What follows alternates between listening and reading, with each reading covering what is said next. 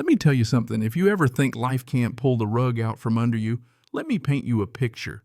Imagine rolling up to your own house after a quick weekend trip only to find it completely flattened roof, caved in porch, ripped clean off the whole living room wall, just gone. That was me Sunday afternoon, 2 days after I'd left for New Mexico to pick up my son. 48 hours. That's all it took for 12 years of sweat calluses and family memories to get wiped out by what looked at first like a gas explosion, until I saw it. Right there in the middle of the wreckage, sprawled like a dead dinosaur, was a construction crane. Massive, twisted, its boom spearing straight through what used to be my kitchen, and just barely visible through the soot and busted drywall. Those words, Cactus Ridge Development. I stood there, keys dangling from my hand, as the desert wind snapped a caution tape back and forth, and the only sound was my own pulse banging in my ears. Nobody was there. No emergency crews, no workers, not even a neighbor gawking over the fence, just silence except for the old sign, danger entry prohibited, site under investigation. No phone number, no explanation, nothing but the smell of sun-baked concrete and a kid snoring in the back seat, blissfully unaware that his bedroom was now a pile of splinters.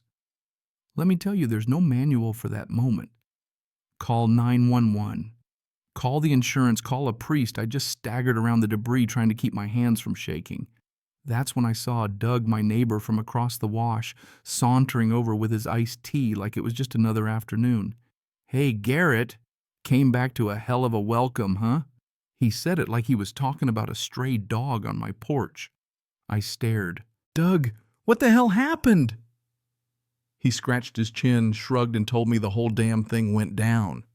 Friday night, ground shook, sirens blared, and by morning the Cactus Ridge trucks rolled in. Cops showed up, but the HOA said they'd handle it internally. They said they were in control, told everybody to stay out, packed up by Saturday, and just like that, gone. I walked the perimeter eyes, scanning for something, anything to make it make sense. That's when I remembered my land's never been part of Cactus Ridge. Never wanted the HOA, never signed the paperwork, never paid a dime. I was outside their reach, always had been. But their crane, their problem. I called the number on the old HOA newsletter, expecting, honestly, I don't know what I expected. Justice, a little human decency. Instead, I got Meredith probably doing her nails, telling me in her best customer service voice, "Sir, we are not responsible for contractor incidents. Please contact the construction company or their insurance provider." I damn near put my fist through the dashboard. "You dropped a goddamn crane on my house." I could hear her chewing gum. "Sorry, sir, but the HOA is not liable." Stonewalling. I hung up, told my son to stay put, and went straight to the old fence post where I'd hidden a battery-backed surveillance system. You work in security long enough, you get paranoid in all the right ways. The box was dusty but still ticking. Maybe it caught something. It was the first little spark of hope I'd had since pulling in the drive. But hope doesn't fix a busted roof. That first night I slept on an army cot in the shed, staring at the sky through a hole where my kitchen used to be, the sound of the wind rattling every exposed nail. By dawn, anger was all I had left. I brewed coffee on the camp stove and stared at the crane just sitting there, ugly as sin, like it owned the place. That's when I decided, no more waiting. First stop, the Cactus Ridge HOA office, this soulless fortress with frosted glass koi pond and enough fake smiles to fill a toothpaste commercial. Meredith looked up, recognized me, and plastered on that plastic grin. "Do you have an appointment?" "No, but I have a crane in my living room. Nothing but shrugs, runarounds, and please submit a formal request online." I laughed in her face, but she didn't. So I started dialing city code enforcement, county zoning, building inspectors. Some promised to escalate, most just transferred me until the line went dead. I sent certified letters, emails, drone footage screaming into the void. Days passed. Not a peep. Even the contractor's name was a secret. No permits on the fence, no sign on the site, just fresh gravel and a new gate as if nothing had ever happened. And that was the part that burned. Not just the loss, but the erasure. Like my home had never existed. Like I was the problem for daring to be here. But the real twist? 4 nights in, just as I was rewiring my backup solar rig, a pair of black SUVs rolled up midnight, no markings, windows tinted dark. 2 guys stepped out. No uniforms, no badges, just muscle and intimidation. One smiled too much, the other hid behind sunglasses. "You Garrett Winslow?" "That depends." "Don't worry, we're just here to chat." "Chat from there, then." The smiley one stepped forward, all casual menace. "Heard about the accident." "Stuff happens, right? No one wants this to get messy, media lawsuits, bad blood. Maybe you just chalk it up to bad luck. Move on. People disappear in these hills all the time." There it was, the threat not even veiled. "You done?" I asked. He shrugged. "Just neighborly advice." I watched them drive off, checked the hidden cam at the gate, and yeah, got them. Faces, voices, plates, one half covered, but I caught a sliver. Sheriff's deputy came out, took my statement, didn't seem to care. Non-violent verbal interaction. Sure. That's when I got angry. They weren't just hoping I'd go away, they were making sure. What they didn't realize, I'd spent my career building security systems for labs and livestock yards tougher than Fort Knox. If they wanted a fight, I'd bring a war. Next morning, I climbed onto the wrecked counter, popped open the old ceiling panel, and pulled out my secret weapon, a fireproof SSD vault, solar charged and tucked away since the pandemic days. The drives had survived, hours of scrubbing footage, and there it was, the crane overextending for a load operator panicking, no spotters, no stabilizers. Then a snap, and like some twisted domino, the whole thing buckled and smashed through my wall. Dust and silence. Then a new scene. A tall woman in a smart beige suit, HOA pin glinting on her lapel, barking at workers. "Get the paperwork out of the trailer. Remove the signage. Nobody talks to the press. No cops, unless someone dies." I zoomed in. Karen Henshaw, Cactus Ridge president. She wasn't just sweeping it under the rug, she was the rug. I made 3 copies of the footage, fireproof box, USB drive, hidden in the dog food, and an encrypted cloud folder. I wasn't ready to go public, not yet. First, I needed backup. I called Erica Morales, an attorney I'd worked with on an industrial project, smart, sharp, not afraid of a fight. Sent her a sample of the footage. She called me back in 20 minutes, voice low. "Garrett, this is an OSHA bombshell, ready to file." "Not yet. Get me a real inspection first." She had OSHA and a forensic analyst on site within 72 hours, and she started drafting the demand letter. "Make it loud," I said. Next, I dropped a teaser to Channel 5's investigative team, a single still crane, mid-fall HOA logo in the shot, captioned, "What happens when private power ignores public safety?" They bit. "We want this story." "Wait for the inspection," I said.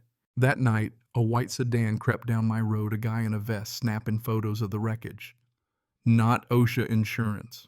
A little digging, and sure enough, he was tied to the same developer, same players, all overlapping board members, the same name in every document, Karen Henshaw. This wasn't just a mistake. This was a machine greased and rigged, and I'd landed in its gears. 3 days later, OSHA arrived. Vernon Day, crusty, old-timer Vietnam mustache, no patience for BS. You got the footage, I handed over the tablet. He watched, no flinching, no interruptions. Jesus. He called in the forensic crew, and by lunchtime my yard was crawling with more vests than a Home Depot parking lot. They found a logbook hidden in the crane, no maintenance in 6 weeks. Gross negligence. Meanwhile, Erica fired off formal litigation notices to everyone, CC'd the mayor for good measure. Channel 5 aired the drone footage, slow pan over my ruined house, then the crane collapsed, then a freeze frame of Karen barking. "Get rid of the paperwork." Phones blew up. Neighbors texted. We had no idea. She said everything was legal. Even David Peake, a junior board member, met me with a folder of emails and contracts. Turns out Karen had erased property lines, falsified permits, and lied to both sides. And as if on cue, a thumb drive arrived on my doorstep, anonymous Karen's voice on tape. "If this guy won't shut up, we need to shut him down." Dated right before the Goon Squad paid me a visit. The avalanche hit fast. Channel 5's story went viral. Memes remixes people I'd never met emailing support. Residents of Cactus Ridge started whispering revolt. Mara Green, a retired nurse, told me Karen had promised the tennis center was totally above board. Now with the truth out, folks wanted her gone. The emergency HOA meeting was live streamed. Karen, flawless as ever, spewing lines about no cause for alarm. Board members squirmed. Old Mr. Rutledge called her a liability and lipstick. Couldn't vote her out, not yet, but the seed was planted. Karen struck back, filed a complaint accusing me of threats. Sheriff's deputy showed up with an envelope and a scratchy audio file. I smiled, handed him proof GPS data dash cam and security footage showing her own contractor faking the threat behind my barn. "Should I expect more of these?" he said. "Not from us." He laughed. I posted a redacted evidence pack for the media, and Channel 5 dropped another bomb. HOA president fakes threats to silence disaster victim. Suddenly the leaks became a flood, more emails, backdated permits, instructions from Karen herself to move fast before inspectors catch up. Even the crew admitted she's got the county on a leash. Now it wasn't just civil, now it was criminal. But the kicker, a journalist dug up an old property deal.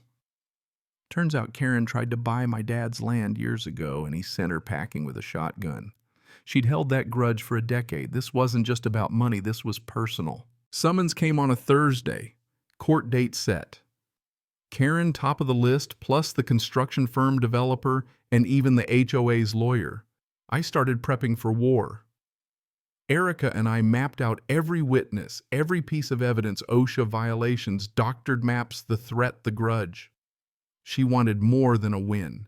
She wanted Karen blacklisted for life. Then 3 days before court, someone broke in, stole a flash drive, thought they'd won. I smiled, had backups everywhere. Called an old journalist friend, handed over the full package, told her to air it live after opening statements. "You sure?" "Let them try to spin it." Court day, I put on my best boots, walked in calm. Karen sauntered in like a queen, lawyers in tow. Their side painted me as a menace, even claimed I sabotaged my own house.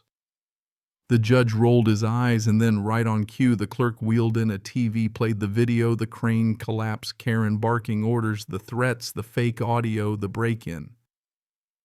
When it ended, the judge just stared. "Let the record reflect this is the most damning evidence I've seen in years." By sundown, Karen was under investigation for tampering, perjury, and conspiracy.